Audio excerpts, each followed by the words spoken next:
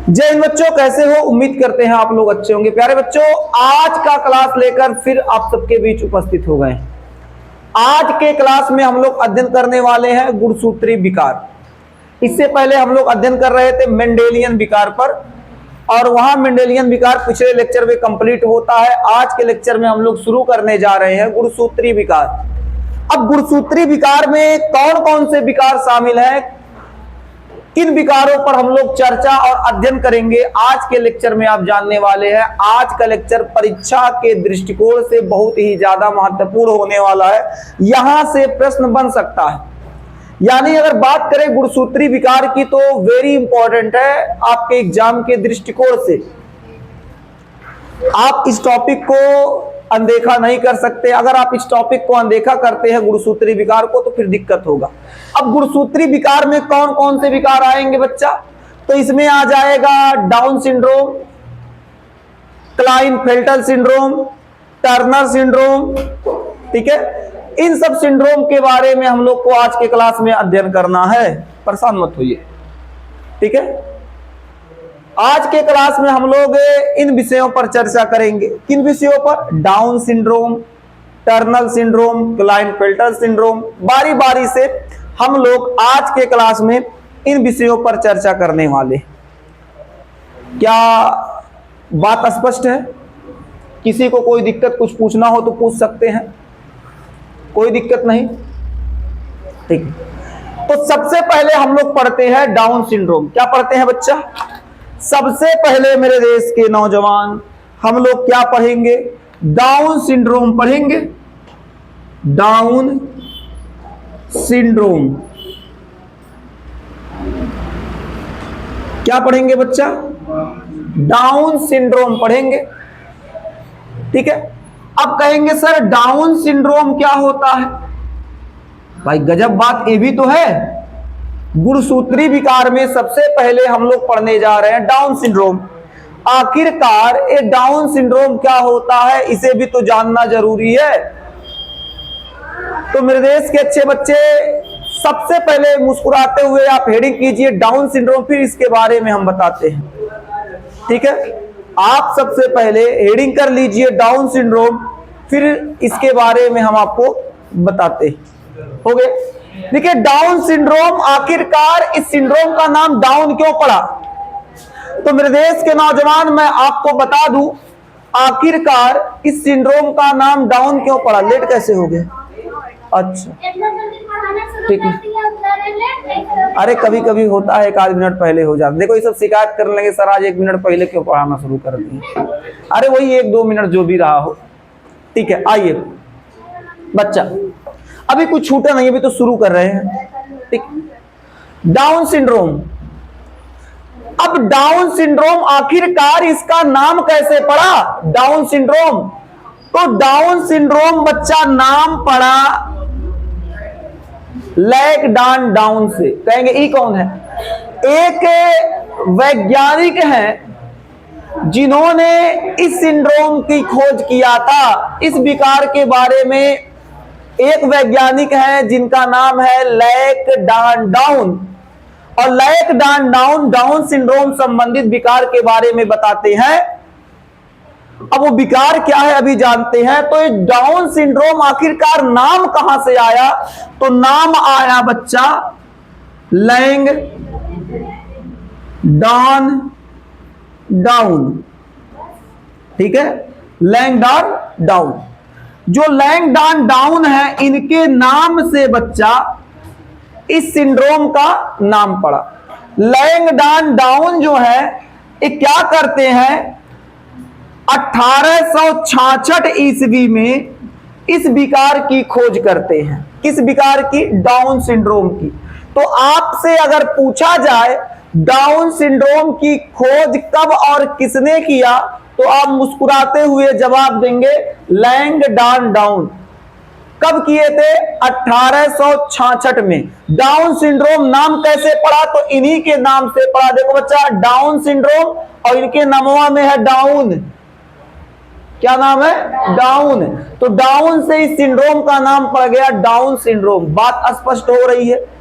अगर किसी को डाउन सिंड्रोम हो जाए तो क्या लक्षण दिखाई देगा, आखिरकार कैसे होता है ये विकार, हम लोग आज के क्लास में समझने वाले हैं बच्चा।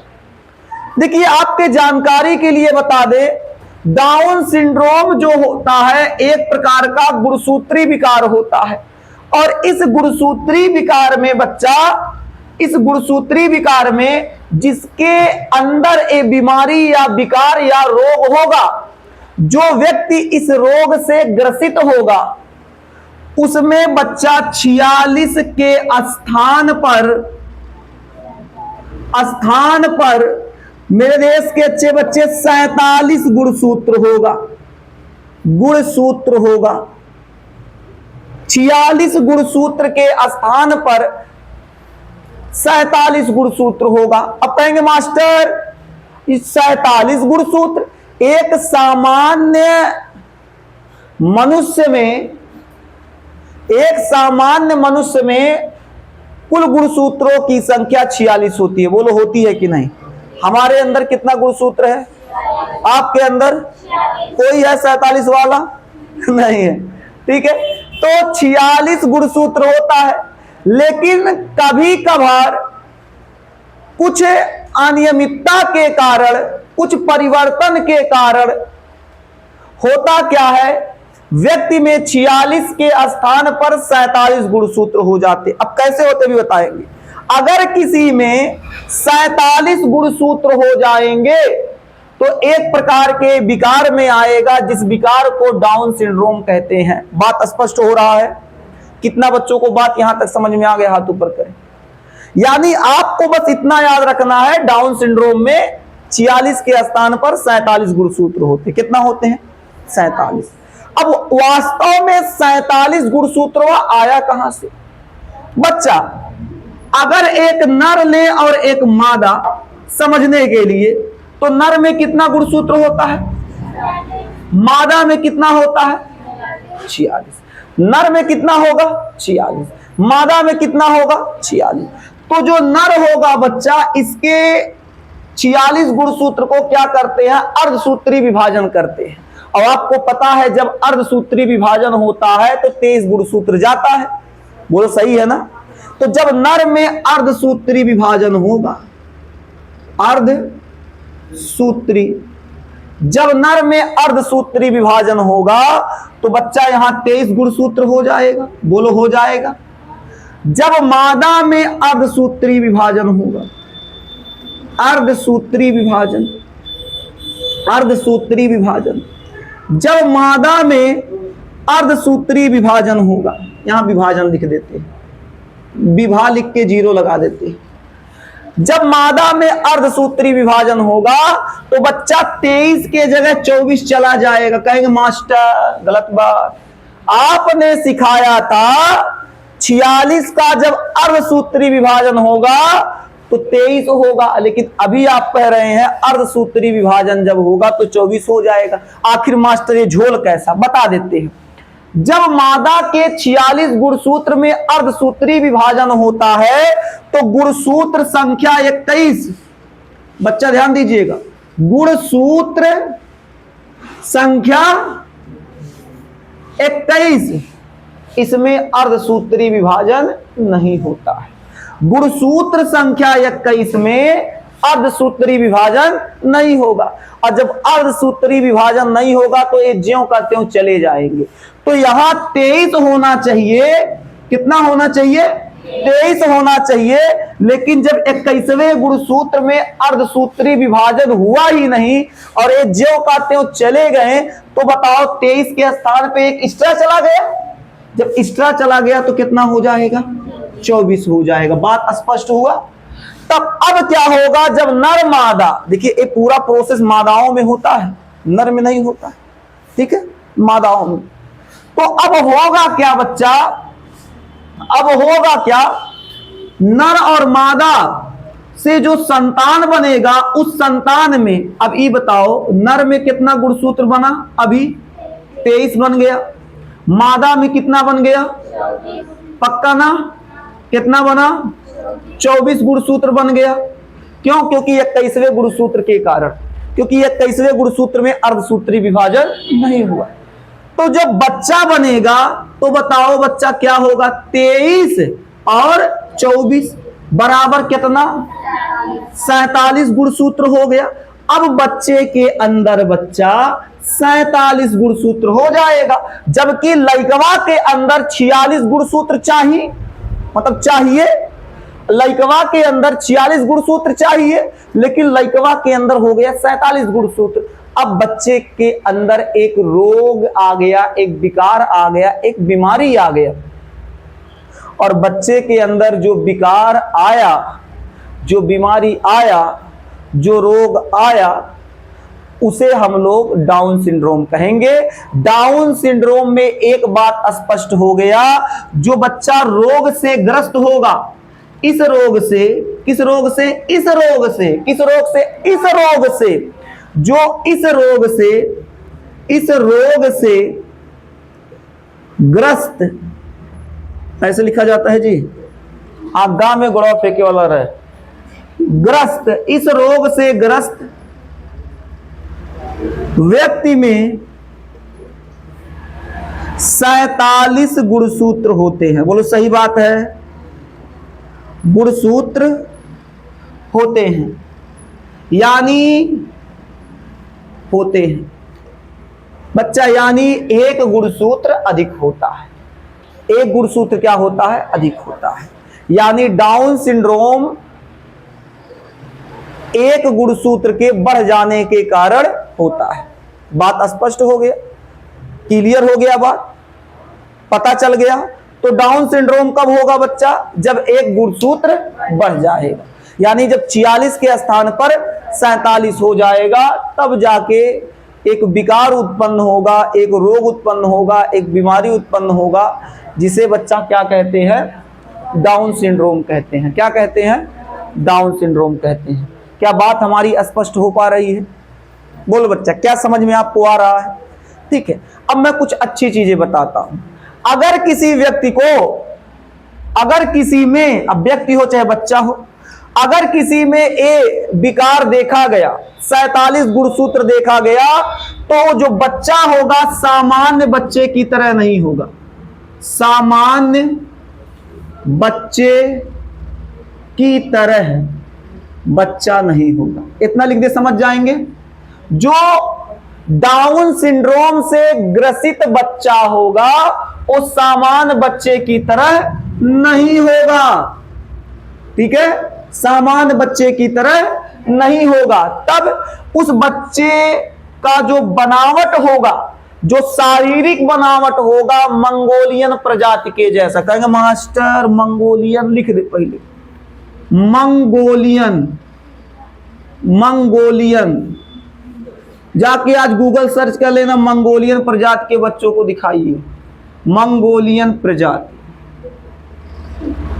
अब कहेंगे मंगोलियन प्रजाति का मतलब, मंगोलियन प्रजाति का मतलब, हमने कहा अगर किसी बच्चे में 47 गुणसूत्र चला गया तो जो बच्चा होगा सामान्य बच्चों से बिल्कुल भिन्न होगा, यानी मंगोलियन प्रजाति की तरह दिखाई देगा। अब मंगोलियन प्रजाति का मतलब बच्चा, उस बच्चे का जो बनावट होगा अलग होगा, चेहरा रूखा होगा, रूखा होगा, एक सर थोड़ा सा चौड़ा होगा, वो मंद बुद्धि होगा। मंद बुद्धि मतलब समझते हैं, मंद बुद्धि से मतलब पूरा मैच्योर बच्चा ना हो, मंद बुद्धि बच्चा होगा। जिभिया मोट होगा, नीचे का ओठ जो होता है वो मोटा होके झूला रहेगा, थोड़ा लटका रहेगा, ठीक है। उंगली क्या होंगी, उंगली छोटी होंगी, हथेली चौड़ी होगी, समझ में, ये सब लक्षण बच्चों में दिखाई देगा, ठीक है। तो ऐसे बच्चे मंगोलियन प्रजाति की तरह दिखाई देते हैं।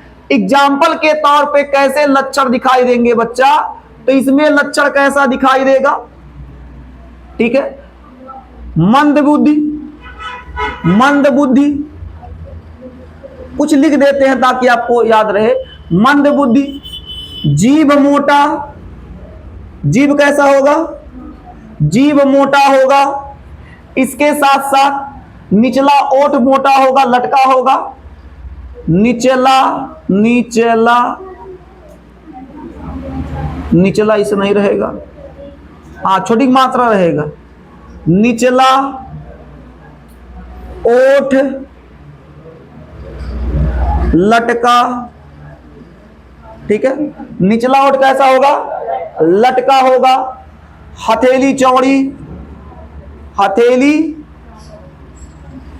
चौड़ी, हथेली कैसी होगी, हथेली चौड़ी होगा, बोलो ऐसा लक्षण बच्चे में दिखाई देगा। रूखी त्वचा भी लिख सकते हैं, रूखी त्वचा आदि लिख दें, ये सब लक्षण बच्चे में दिखाई देगा, ठीक है। अब जरूरी बात जो बहुत जानना जरूरी है, बच्चा अगर किसी को डाउन सिंड्रोम होता है तो मान के चलिए उस बच्चे की जिंदगी नर्क है। नर्क कैसे, पहली बात बच्चा सुख से नहीं रह पाएगा, परेशान रहेगा। दूसरी बात उस जिसको डाउन सिंड्रोम है वो कम आयु में उसका निधन हो जाएगा। कम आयु में निधन मतलब वो अपना पूरा जीवन काल कंप्लीट नहीं कर पाएगा, बहुत कम आयु में ही क्या होगा, उसका निधन हो जाएगा। बात समझ में आ गया, बोलिए बात समझ में आ गया, कम आयु में निधन। देखिए कुछ आंकड़ों के अनुसार ये बताया जाता है, कुछ आंकड़ों के अनुसार ये बताया जाता है कि 50% बच्चे, 50% बच्चे महज बच्चा 5 वर्ष की आयु में ही मर जाते हैं।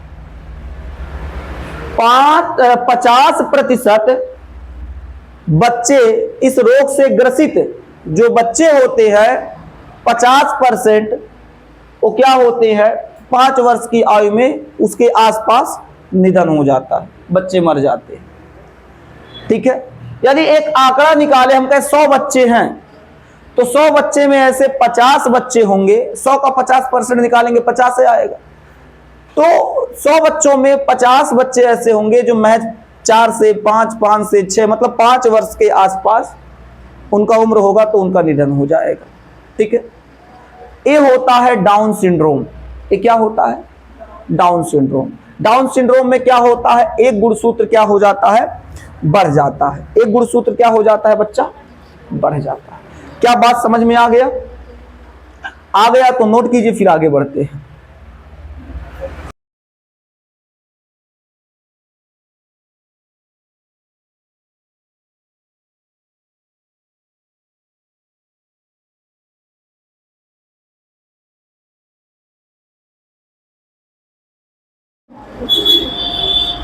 अब मेरे देश के नौजवान, हम लोग समझते हैं एक नया विकार जिसे हम लोग क्लाइन फिल्टर कहते हैं। हेडिंग कर लीजिए, Klinefelter, Klinefelter, Klinefelter syndrome. क्या बच्चा, क्लाइन फिल्टर सिंड्रोम, ठीक है बच्चा पार्टी, कोई दिक्कत? Klinefelter syndrome. कहेंगे मास्टर हमको बच्चा पार्टी कर, हम लोग बड़े हो गए, उतने बड़े नहीं हुए। कितना लोग बड़े हो गए हैं, हाथ ऊपर करें। एक लोग नहीं हुए, समझदार हो। आओ हम लोग अब पढ़ेंगे बच्चा क्लाइन फिल्टर सिंड्रोम। क्या पढ़ेंगे, क्लाइन फिल्टर सिंड्रोम। कहेंगे मास्टर आखिरकार एक क्लाइन फिल्टर सिंड्रोम क्या है? सबसे पहले बताइए नाम कैसे आया। अब आपको समझ में आ गया होगा, जब डाउन सिंड्रोम का नाम लैकडाउन डाउन से पड़ा तो इसका मतलब है क्लाइन फिल्टर का नाम भी होगा। बिल्कुल है बच्चा, सही है, सोचे हो। मतलब इस सिंड्रोम के बारे में बताने वाले जो वैज्ञानिक हैं, doctor Harry Klinefelter, doctor Harry Klinefelter. तो आपसे अगर पूछा जाए क्लाइन फिल्टर सिंड्रोम के बारे में बताने वाले वैज्ञानिक का नाम बताइए, तो आपका जवाब क्या होना चाहिए, जल्दी बताइए। Doctor Harry Klinefelter. ये इस विकार के बारे में बताते हैं 1942 ईस्वी में। कब बताते हैं बच्चा? 1942 ईस्वी में इसके बारे में बताते हैं। अब आखिरकार क्लाइनफेल्टर सिंड्रोम में होता क्या है? इसमें भी बच्चा ध्यान दीजिए, इसमें भी एक गुणसूत्र बढ़ जाता है, गुणसूत्र बढ़ जाता है, बढ़ जाता है। यानी एक आदि गुणसूत्र की, मतलब एक जो गुणसूत्र होता है उसकी अधिकता के कारण ये विकार होता है। यानी आपके शब्दों में समझाएं, आपके भाषा में समझाएं तो इसमें 46 के जगह 47 गुणसूत्र हो जाते हैं। इसमें भी कितना बच्चा? इसमें भी एक गुणसूत्र बढ़ जाता है।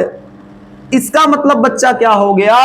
मतलब ये हो गया 46 गुणसूत्र होगा सामान्य व्यक्ति में, सामान्य व्यक्ति में, सामान्य व्यक्ति में। लेकिन बच्चा जो क्लाइनफेल्टर सिंड्रोम से ग्रसित व्यक्ति होगा उसमें 46 के स्थान पर 47 गुणसूत्र हो जाएगा। अब जब 47 गुणसूत्र हो जाएगा तो उसमें क्या होगा? उस 47 गुणसूत्र इस प्रकार से होगा 44 प्लस 45 46 47। नर में जो गुणसूत्र होगा 44 एक्स 45 46 वाई 47 हो गया। यानी उस व्यक्ति में 47 गुणसूत्र होगा। कैसे? 44 plus X X Y, 44 plus X X Y यानी 47 गुणसूत्र। यानी इस प्रकार के जो नर होंगे उनमें देखा जाएगा 47 गुणसूत्र। कहेंगे सर 47 तो डाउन में भी था, तो हम पहचानेंगे कैसे? इसका लक्षण अलग होता, उसका लक्षण अलग होता है। कहेंगे कैसे? अगर कोई व्यक्ति क्लाइनफेल्टर से ग्रसित है तो उसमें जो गुणसूत्र का बनावट होगा, व्यवस्था होगा 44 प्लस एक्स एक्स वाई होगा। अगर क्लाइनफेल्टर सिंड्रोम से ग्रसित है तब। कहेंगे हाँ मास्टर। हम कहें अगर आप इसका लक्षण देखना चाहें तो ये जो पुरुष होंगे बाहर से तो पुरुष दिखाई देंगे, अंदर का लक्षण कुल महिला वाला होगा। क्या ऐसा डाउन में बताए थे? नहीं बताए थे। ऐसा बताए थे? नहीं। यानी बच्चा क्लाइनफेल्टर सिंड्रोम में जो लक्षण बच्चा दिखाई देगा, लक्षण दिखाई देगा, यहां लिखते हैं, जो बच्चा लक्षण दिखाई देगा वो कैसा दिखाई देगा? बच्चा जो नर होगा, जो नर होगा वो बाहर से देखने पर वो नर की तरह दिखेगा, लेकिन उसका अंदरूनी लक्षण कुछ महिला वाला होगा। ठीक है? मतलब आंतरिक लक्षण, आंतरिक लक्षण किसकी तरह होगा बच्चा? महिलाओं की तरह, मादा की तरह। यानी ऐसे पुरुषों में स्तन थोड़ा उभरा होता है। ठीक है? स्तन उभरा होगा।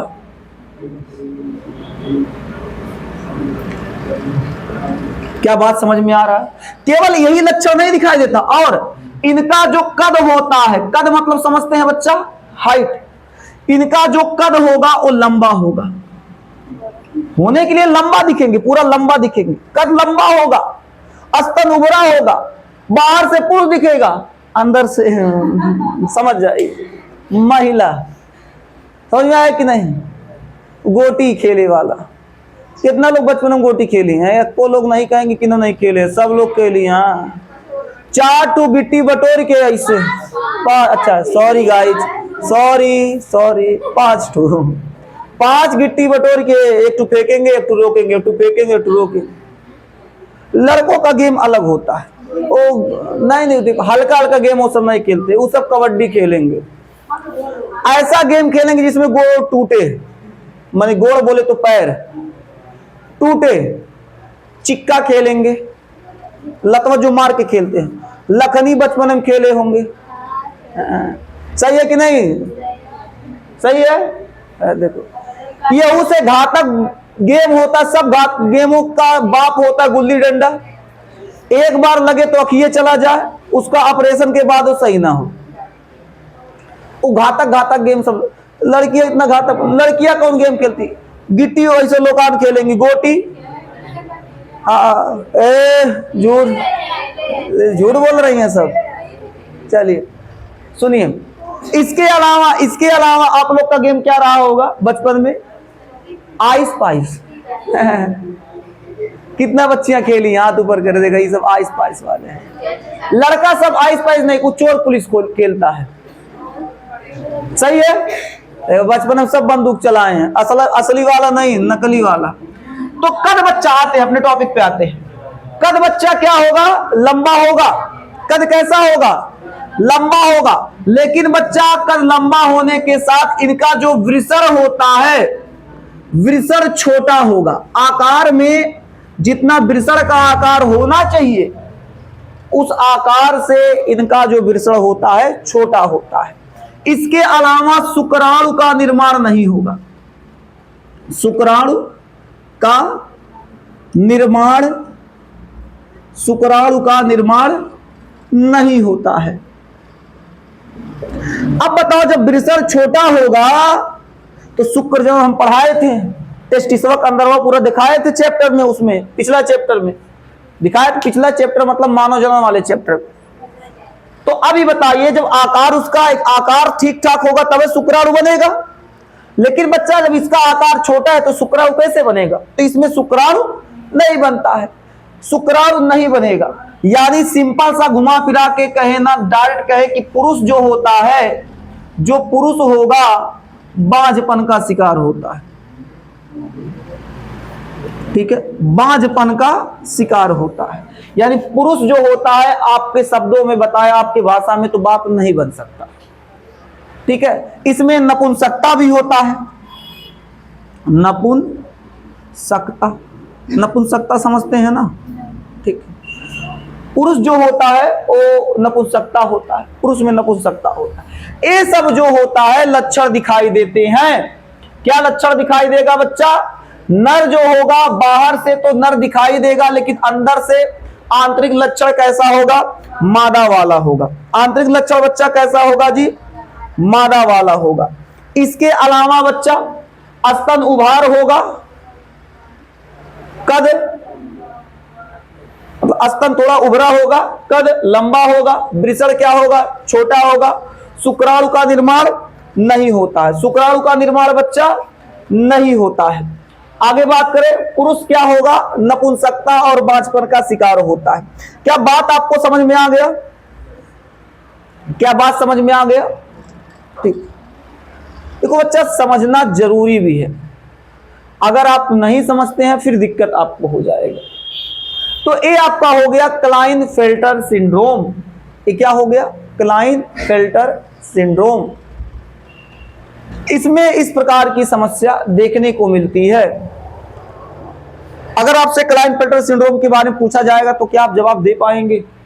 बोलिए बच्चा, बता लेंगे? ईमानदारी से बता लेंगे ना? यहां तक नोट कीजिए, फिर हम आपको अगला सिंड्रोम पढ़ा देते हैं।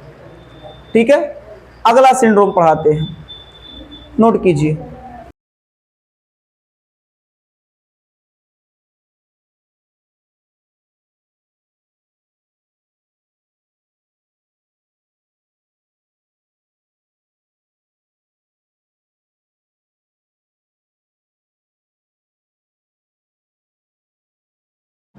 अब मेरे देश के नौजवान हम लोग पढ़ते हैं टर्नर सिंड्रोम। क्या पढ़ते हैं?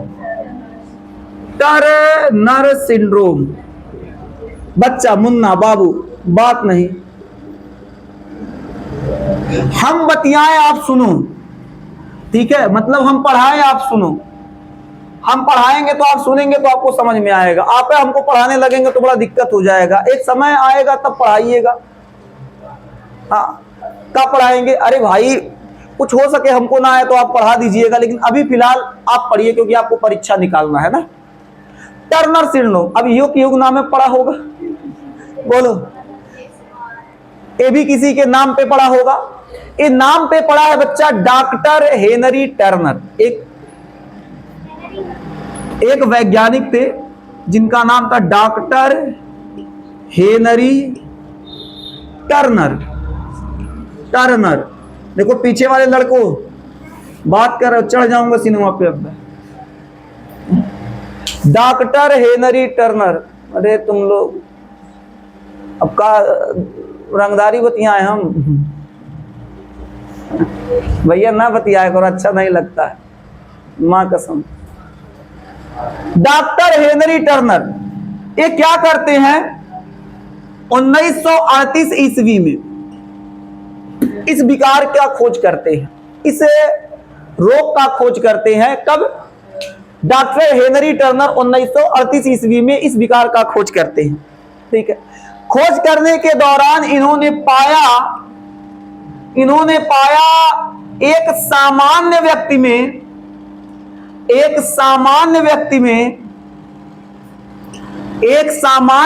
में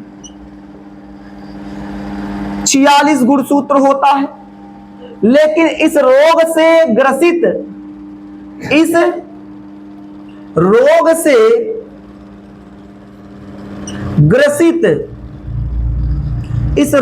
ग्रसित जो व्यक्ति होगा उसमें बच्चा 47 नहीं 45 गुणसूत्र होते हैं। 47 याद आ गया, कितना होते हैं? 45 गुणसूत्र होते हैं, यानी एक गुणसूत्र कम। इसका मतलब क्या? एक गुणसूत्र कम, और जो गुणसूत्र कम होता है वो है यक्ष गुणसूत्र। कौन सा? यक्ष गुणसूत्र। कौन बच्चा? यक्ष गुणसूत्र जो होता है वो मैदान छोड़ के भाग लेता है। कहेंगे मास्टर कैसे? बताते हैं।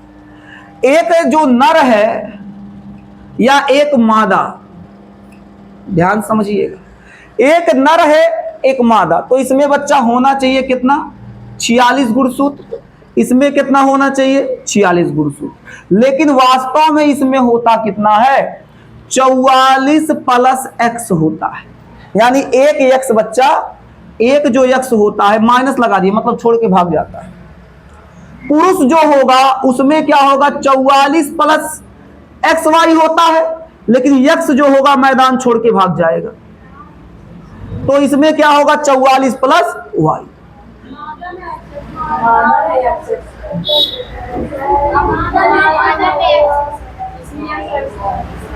अच्छा इतना अच्छा, अरे हम इसको नर समझ रहे थे। अब ठीक है बच्चा, हम ध्यान नहीं दिए, हम लिखावट ध्यान नहीं दिए, हम इसको मादा क्या कहते हैं? नर समझ रहे थे। ठीक है, तो जो आइए बता देते हैं, जो मादा होंगी, अच्छा इसको नर लिखे थे, इसको मादा लिखे थे, अच्छा समझने में हमारे फेर हो गए, कोई बात नहीं, इतना तो हम तो होशियार है, नर मादा गुणसूत्र तो हमको पता है, चाहे कुछ पता रहे चाहे नहीं। क्यों जी? आओ, मादा जो है, मादा में 46 गुणसूत्र, नर में 46 गुणसूत्र, मादा में एक यक्ष गुणसूत्र गायब हो जाएगा, 44 प्लस एक्स 44 प्लस एक्स होगा, यानी बच्चा 45 गुणसूत्र हो जाएगा। एक यक्ष गुणसूत्र गायब होगा मादा में।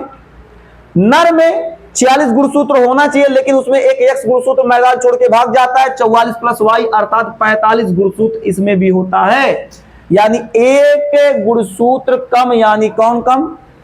एक्स गुणसूत्र कम होता है। क्या बात समझ में आया? बोलो बच्चा, क्या बात समझ में आ गया?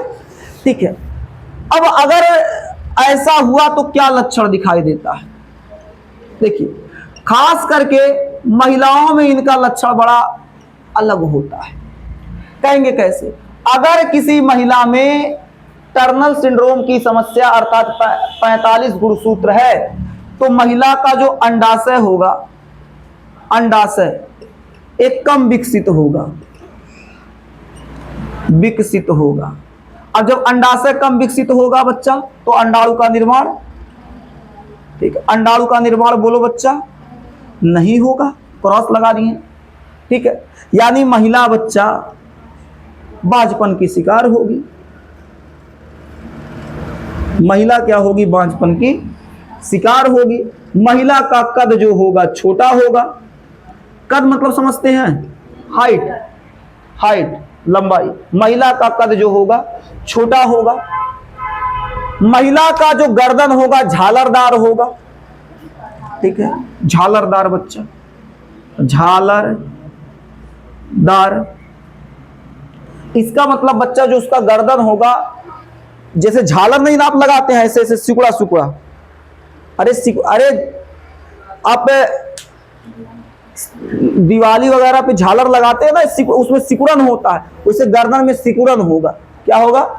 सिकुड़न होगा। हाँ, जो गला होगा उसमें सिकुड़न होगा, कुछ झालर टाइप का, इसलिए उसका नाम झालरदार रखा गया है। आइए, तो सिकुड़न होगा यहाँ, ऐसे गर्दन जो होगा उसमें सिकुड़न होगा, ऐसे सिकुड़न होगा, ठीक है, खिंचाव होगा। समझ में आया?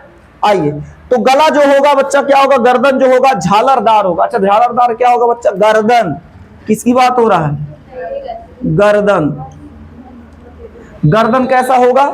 झालरदार होगा। गर्दन कैसा होगा बच्चा? झालरदार होगा। और इन महिलाओं में मासिक चक्र अनुपस्थित होगा। क्यों अनुपस्थित होगा भाई साहब, ही बताओ। जब अंडाशय कम विकसित है, अंडाणु बन नहीं रहा है, तो मासिक चक्र कहां से आएगा?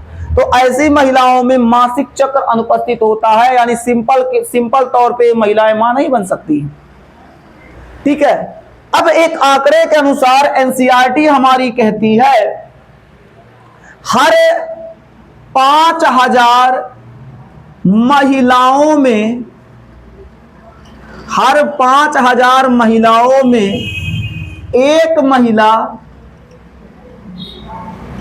एक महिला इस रोग से ग्रस्त होती है। इस रोग से ग्रस्त होती है।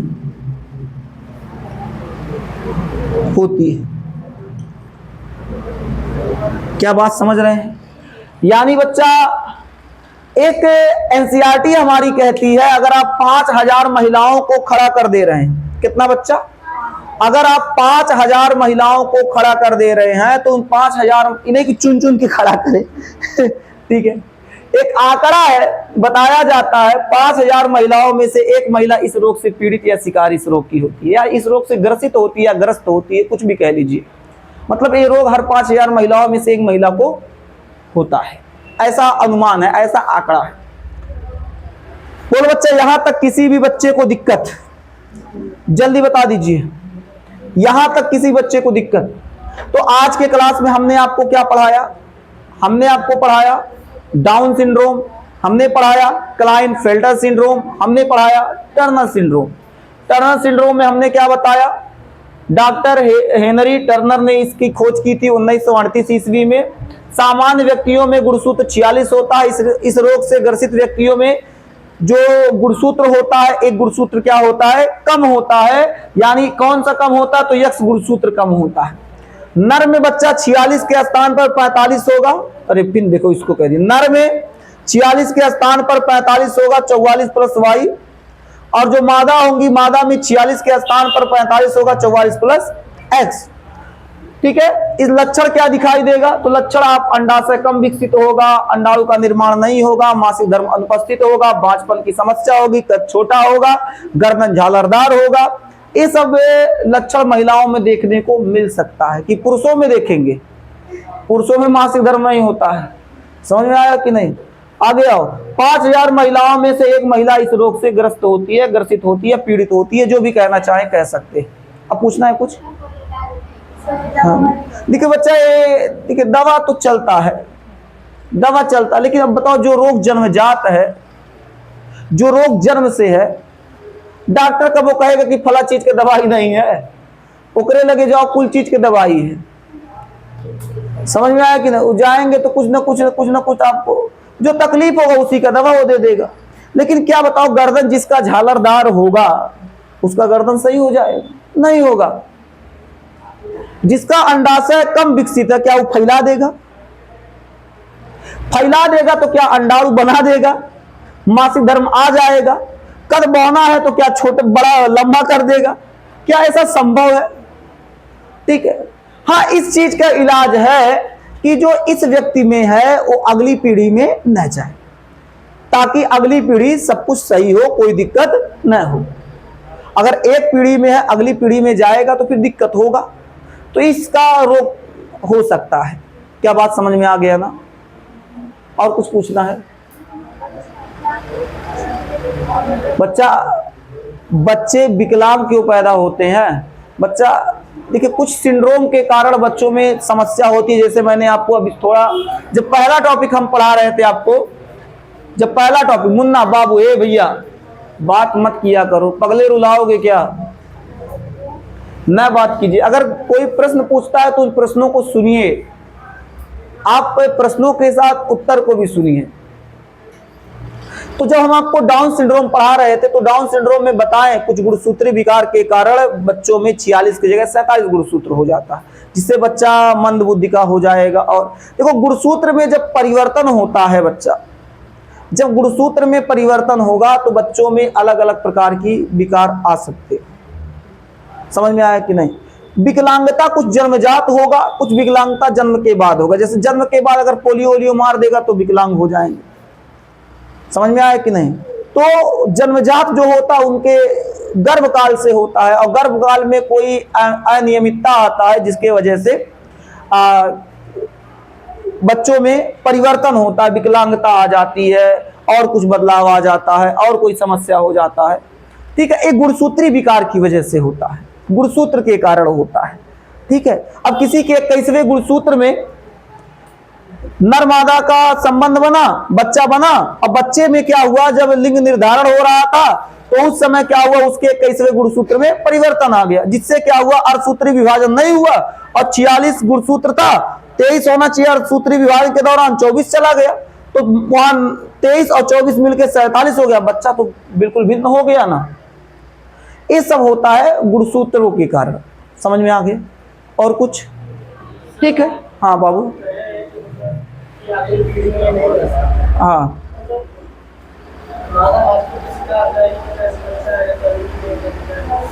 जैसे, हाँ ये तो बात सही है कि देखिए कह रहे हैं सर अगली पीढ़ी में अगर नहीं जा सकता तो जब मादा बांझपन की शिकार हो जाएगी तो कैसे। देखिए बच्चा, हमने आपको केवल टर्नर सिंड्रोम ही नहीं पढ़ाया, हमने आपको क्लाइनफेल्टर और डाउन सिंड्रोम भी पढ़ाया। समझ में आया कि नहीं। तो जीन थेरेपी द्वारा जीन चिकित्सालय में जाकर वहां जीन का इलाज होता है। अगर कोई जीन में बदलाव हो रहा है तो उसका इलाज होता है। लेकिन हाँ, ये महिला है, ये महिला मां नहीं बन सकती, तो इस महिला का वंश यहीं खत्म हो जाएगा, फिर इससे आगे नहीं बढ़ पाएगा। ठीक है, और कुछ पूछना है और किसी को? ठीक है बच्चा, आज का क्लास हम लोग यहीं समाप्त करते हैं। आज के लिए बस इतना ही, फिर मिलते हैं आपसे अगले क्लास में। तब तक के लिए स्वस्थ रहिए, मस्त रहिए, पढ़ाई जरूर करते रहिए, और रिवीजन सबसे जरूरी है। रिवीजन करना अनिवार्य है, रिवीजन करना ही पड़ेगा। अगर आपको बोर्ड परीक्षा में अच्छा अंक लाना है तो आपको रिवीजन करना पड़ेगा। रिवीजन के साथ आप लापरवाही नहीं कर सकते। यदि आप रिवीजन के साथ लापरवाही करते हैं तो याद रखिएगा, आपसे बड़ा मूर्ख मुझे लगता है कोई नहीं हो सकता। क्योंकि भाई साहब, अगर आप पढ़ लिए, आपको समझ में आ गया, अच्छे से आपको समझ में आ गया, और आप रिवीजन नहीं किए तो फिर वो चीज भूल जाएगा। और परीक्षा के समय अपना के कपिया लेके, ऐसे कपिया, अरे बाप रे परीक्षा 10 दिन बचा है विदे भाई, अरे एकदम अपना जाएंगे रे, लगनता जब 2 या 2 से अधिक, ये याद नहीं आ रहा, पगला जाएंगे, परेशान हो जाए। ऐसा होता है, हफरी डफरी कुल आने लगता है परीक्षा वक्त न हुआ सुनते। अभी कहेंगे तेरी मास्टर का नोट्स क्या लिखा, संस्कार क्लासेस पचोगरी चैप्टर 4 वंशागत तथा विविधक सिद्धांत। ए मास्टर किनारे हैं, अभी बहुत समय है, अभी भाई तुम्हारा नहीं पड़ेगा, परीक्षा आने दो, 3 महीना बचने दो, फिर देखो तुम्हारा भाई कैसा पढ़ता है। तब 3 महीना जब बचेगा तब, अभी तुम्हारा भाई नहीं पढ़ेगा, अभी परीक्षा में 2-3 महीना बचा है, 2 महीना बचेगा तब, ऐसे फिर 1 महीना पाओगे परीक्षा, 1 महीना। अरे यार बहुत होता, उतना तुम्हारा भाई तो मारेगा, पूरा रिजल्ट पलट जाएगा। और आने दो, अरे परीक्षा आ गया, 1 आध दिन बचा, तब आज तुम्हारा भाई पूरा रात पढ़ेगा, पूरा रात, आज पूरा रात पढ़ेगा तुम्हारा भाई। तुम्हारा भाई किताब खोल के बैठा, अब भाई को नींद आने लगा, दिमाग हैंग कर गया, तुम्हारा भाई अब नहीं पढ़ेगा, जो होगा ईश्वर जाने। समझ में आएगा। फिर मिलते हैं आपसे अगले क्लास में। पढ़ते रहिए, स्वस्थ रहिए, मस्त रहिए। जय हिंद।